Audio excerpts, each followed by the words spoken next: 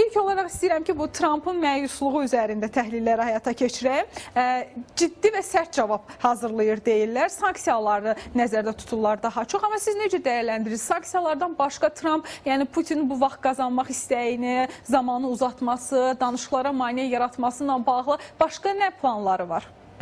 İlkin olaraq onu qeyd eləmək lazımdır ki, Trump bu məsələlərə başlayanda danışıqlara bunu səsləndirmişdi ki, hər iki tərəfə, istər Ukrayna, istər Rusiya tərəfi, əgər sülh danışıqlarından müharibənin dayandırılmasına yayınsa, Amerika tərəfi onlara qarşı müxtəlif təzyiqlər görəcək. Yəni, Ukrayna Amerikadan asılıdır hərbi cəhətdən. Bu baxımdan biz müəyyən mərhələdə gördük ki, Ukraynaya qarşı təzyiqlər oldu. Amma indiki mərhələdə biz görürük ki, Trumpın səsləndirdiyi ki, vaxtilə əgər Rusiya buna getməsə, biz Rusiya qarşı ciddi iqtisadi sanksiyalar tətbiq edəcəyik. Hətta demişdi ki, vaxtilə Biden administrasiyası ona tətbiq elədiyi sanksiyaları məsəl üçün 3 ballıq hesab eləsək, biz onu 10 ballıq eləyəcəyik. Yəni, bu həddindən artıq ciddi olacaq və bu baxımdan son dövrlər biz görürük ki, doğrudan da danışıqlar mərhələsində Rusiya tərəfindən danışıqların prosesinə müsbət təsir eləməyən bəyanatlarla çıxış eləyir. Məsələn, Ukrayna tərəfində legitim rəhbəri yoxdur və yaxud Ukraynada kənar idarə olunma tətbiq olunmalıdır. Bunlar hamısı ümumi gedən danışıqlar prosesinin gündəliyindən kənarda olan, əlavə olan bir məsələlərdir ortalığa atılan və bunların da səbəbi ancaq bu danışıq prosesini pozmaqdır. Artıq Amerika Birləşmiş Ştatları çalışırdı hansısa müəyyən dövr bunun üstünü açıqlamamağa, amma vaxt onu tələb eləyir və seçicilər ondan tələb eləyir ki, gec-tez Amerika tərəfi öz mövqeyini göstərməlidir və ilkin olaraq siz qeyd edədiyiniz Fox News televiziyası bu Trumpa yaxın olan bir, Respublikaya yaxın olan, konservatorlara yaxın olan televiziyada artıq Rusiya üçün məhz kölgə donanmasına məhdudiyyətlər qoyulması, ona görə ki, bu günləri Rusiyanın yeganə və əsas iqtisadi gəliri müharibəni davam eləmək üçün neftin satışıdır və neftin satışına tətbiq olan deməli məhdudiyyətlərdən yayınmaq üçün onlar bir kölgə donanması yaradıblar və bu kölgə donanması vasitəsilə nefti ixrac edirlər.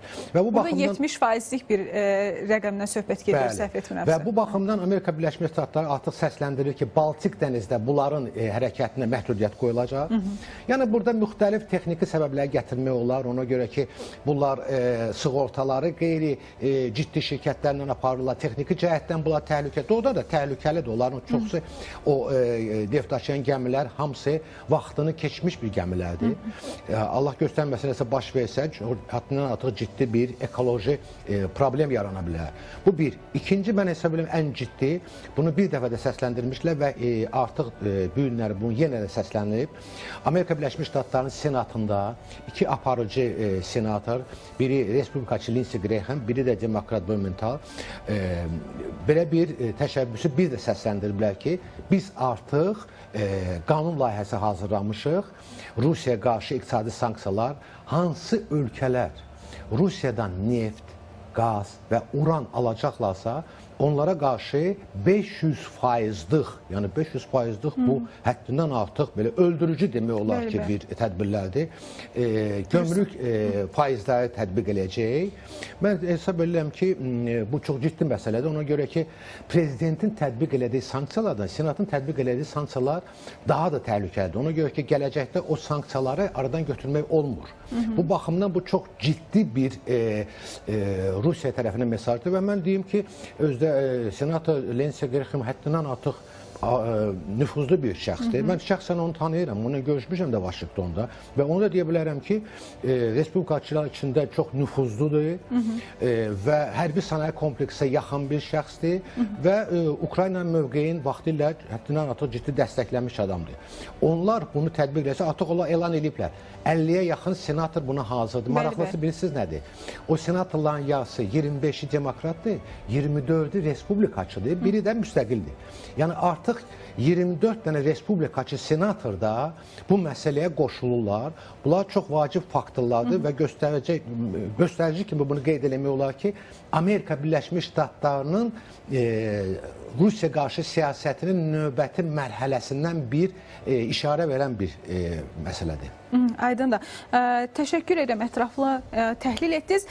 Digər bir məsələ, Aleksandr Vučić müsahibə verəndə vurğulayıb ki, Putin iki dünya lideri ilə danışıqlar aparır. O, əlbəttə ki, aparıcının sualına bir neçə variantına, hamısına yox deyib, kim olduğunu açıqlamayıb. Amma bu bir qədər qəliz, bir qədər müəmmalı açıqlama nəyə görə diqqət çəkir? Adətən biz bilirik ki, Vučić Putinin demək istədiklərini dilə gətirən şəxsdir və yaxud da ki, onunla bağlı məsələlərlə əlaqədar müəyyən açıqlamaları ya öncədən verir, ya müəyyən mesajlar verir. Yəni, yaxın bir müttəfiqlik münasibətləri də göz önündədir. Siz necə dəyərləndirirsiniz? Yəni, Trumpla razılıq geciktirilir, ləngidilir. Yəni, arxada, bir kulisdə başqa bir danışıqlar gedir. Kimlərlə danışıqlar gedə bilər? Ola bilsin ki, belə bir prosesdə də geçsin, amma Çinlə danışıqlar ola bilər, başqa bir Afrika ölkələrinin liderləri bilirsiniz ki, Rusiya səfərlər eləyirlər və Avropa ölkəsindən də biz gördük ki, bu yaxınlarda Moskvaya səfərlər etmişdir. Ola bilsin ki, bu danışıqlar gedir, amma əsas faktor kimi, əsas vacib amil bu danışıqlarda Amerika Birləşmiş Ştatlarıdır. Ona görə ki, Amerika Birləşmiş Ştatlarının əlində olan imkanlar hər iki tərəfə ciddi təzyiq eləməyə imkan verir. Bu baxımdan məhz Amerikanın ortalıqda olması və Amerika ilə danışıqların bugünkü mərhələdə dayandırılması, belə demək olarsa, bu hesab edirəm ki, ən vacib amildir. Aydındır. Həmçinin də Sergey Lavrovun bir açıqlaması oldu ki, Rusiya və Amerika Birləşmiş Ştatları iki tərəfli münasibətləri normallaşdırmaq üçün növbəti görüş İstanbulda gözlənilir dedim. Hətta bunu bu formada təhlil edənlər də var ki, bu Kreml və Ağ Evin Ərdoğana bir hədiyyəsidir, siyasi hədiyyəsi də olduğunu deyirlər. Hazırda Türkiyə daxilində baş verən proseslərlə bağlı. Biz ona toxunmayaq, amma növbəti İstanbul görüşündən gözləntiləriniz necədir? Yəni, müzakirələr daha çox infrastruktur məsələləri olacaq, Qara Dənizdəki təhlükəsizlik məsələləri olacaq, amma yenə də təmasların davam etməsi və İstanbulda davam etməsi bir qədər önəmlidir. Burada vacib amil onu qeyd etmək lazımdır ki, bilirsiniz ki, Amerika ilə Rusiyanın arasında münasibətlərin pozulması məhz Ukrayna müdaxilə olmuşdur. Amma bugünkü günü biz görürük ki, Rusiyanın diplomatiyası çalışır bu məsələdə Amerikanı Ukrayna məsələsindən ayırsın və birbaşa olaraq Amerika-Rusiya münasibətlərinin bərpası müstəvisinə gətirsin.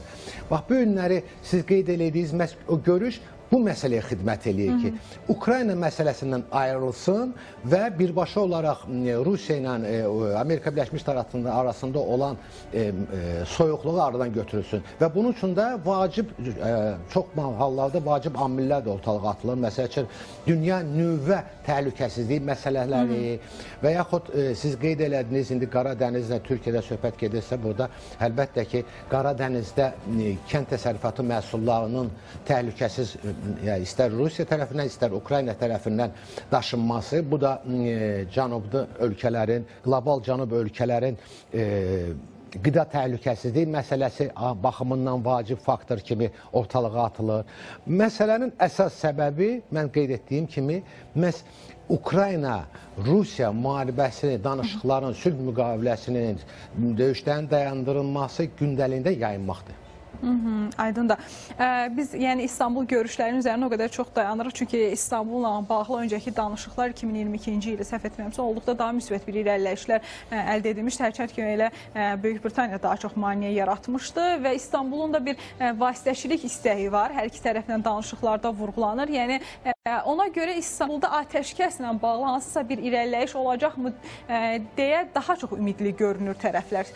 Bununla bağlı nə düşünürsünüz? Əlbəttə ki, yeganə ölkədir ki, bu Ukrayna-Rusiya müharibəsi üçlü ərzində məhz iki ölkə arasında hansısa bir nailiyyətə əldə olunmasını təmin edən Türkiyədir və Türkiyənin liderinin fəaliyyəti nəticəsində istər Ukraynanın, istər Rusiyanın Türkiyəni bir nüfuzlu faktor kimi qəbul edib bu danışıqları vaxtilə həyata keçirmişdilər və müəyyən nəticə də əldə eləmişdilər. Bu baxımdan əlbəttə ki, bu vacib amildir. Amma mən düşünmürəm ki, Amerika Birləşmiş Ştatlarının prezidenti məhz sülh müqaviləsi ilə bağlı olan vacib faktoru hansısa bir ikinci ölkəyə imkan versin ki, onu həyata keçirsin. Ona görə ki, bu onun seçki kampaniyasında vacib amil kimi səsləndirilirdi. Bu bir. İkincisi də ki, Amerikada keçirilən sorğular göstərir ki, Amerika əhalisinin böyük hissəsi Rusiya-Ukrayna müharibəsinə ciddi yanaşır və burada Ukraynanın mövqeyini hardasa dəstəkləyir. Bu baxımdan Trumpa bu müqavilənin heç olmasa ilkin atəşkəsi təmin olunması və seçicilərinə deməsi vacib amildir. Bilirsiniz ki, Amerika Birləşmiş Ştatlarının ənənəvi olaraq ilk prezidentin 100 günündə artıq ondan ilkin hesabat tələb olunur və bu baxımdan bu vacib amildir Amerika Birləşmiş Ştatları üçün. Bu bir. İkincisi də ki, Amerika Birləşmiş Ştatlarının prezidenti artıq son dövrlər bir çox məsələlərdə daxildə rəy sorğularını göstərir ki, müəyyən problemlərlə rastlaşır. Və ona görə mən hesab edirəm ki, o çalışacaq ki, istənilən hansısa bir siyasi dividendi öz seçicilərin qarşısında göstərsin. Bəli, bir də xəbər təqdim etdik. Biz müzakirəmizə keçməzdən öncəki Fransa, Almaniya və Britaniyanın, belə deyək, hərbi rəhbərləri görüşəcəklə Ukraynaya yardımla bağlı. Ağ Ev görüşündən sonra, bu sensasiyalı görüşdən sonra biz gördük ki, Zelenski birbaşa Avropaya getdi. Oradan müəyyən bir dəstək almağa çalışırdı. Avropa çətirinin altına sığınmağa çalışırdı. Amma ondan sonra bir neçə görüş olmasına baxmayaraq biz hələ də Avropanın praktiki, əməli və ciddi addımlar atdığını görmürük. Məsələni bir qədər də əslində Ukraynanın təhlükəsindən çox Avropa İttifaqının təhlükəsizliyi, Avropa İttifaqının Rusiya ilə üz-üzə qalması bu müstəviyə keçirdilər. İndi bu növbəti görüşdən bəs Kiyev nə gözləyir, biz nə gözləyək? Artıq bu görüşlər mərhələlidir. Bilirsiniz, Avropanın aparıcı 3 ölkəsi, siz sadaladınız Fransa, Almaniya və Böyük Britaniya, onlar anlayırlar ki, artıq əvvəlki demokratlar hakimiyyətdə Amerikada olan dəstəyi onlar indiki Amerika Birləşmiş Ştatlar prezidentinə görməyəcəklər və öz təhlükəsizlik problemlərini özləri həll eləməlidirlər və onlar üçün Ukrayna bir bufer ölkədir Rusiya ilə onların arasında və bu baxımdan onlar Ukraynanı gücləndirməsi məhz onların təhlükəsizliyin təminatıdır. Bu baxımdan bu görüşlər nəinki bundan əvvəl davam olub, baş verib, indi olur və mən hesab edirəm ki, yenə də davam eləyəcək. Ona görə ki, orada çox ciddi məsələlər müzakirə olunur. Onlar bir-iki görüşün nəticəsində həll olunmayacaq. Burada həm Ukraynanın maliyyə yardımlarından söhbət gedir, həm Ukrayna hərbi silah, sursatla təminatına söhbət gedir, həm Ukraynanın hərbi sənaye kompleksinə investisiyalardan söhbət gedir və bir neçəsində sadalayıblar. Əgər sülh danışıqları hansısa bir nəticə versə, Ukraynanın təhlükəsizliyin təminatı üçün hansı tədbirlər görülməlidir? Bu baxımdan hətta söhbətlər gedir. Qaradənizdə Böyük Britaniya ilə Fransanın donanmasının illəşdirilməsi, Böyük Britaniya, Fransa, Almaniya hərbi hava qüvvələri, Ukraynanın hava məkanının təhlükəsinin təmin olunması və s. Bunlar hamısı çox ciddi məsələlərdir və mən hesab edirəm ki, bu görüşlər davam eləyəcək və nəticələr də verəcək. Ona görə ki, Avropanın başqa çıxış yolu yoxdur. Öz təhlükəsini təmin etmək üçün, onlar üçün ən yaxşı çıxış yolu Ukraynadır. Aydındır. Həmçinin də NATO üzvlük məsələsi ilə bağlı müzakirələr gedir. Zelenskinin bir açıqlaması oldu. Yəni müzakirələr gedir dedim. Yəni əlbəttə ki, bu Ukraynanın istəyidir. Zelenskinin açıqlaması oldu ki, bu məsələ yoxdur, ümumiyyətlə müzakirə edilmir deyə. Amma Ağ Ev görüşünə qədər, ondan sonra baş verən proseslərə qədər əlbəttə ki, Zelenskinin açıqlamaları fərqli istiqamətdə idi.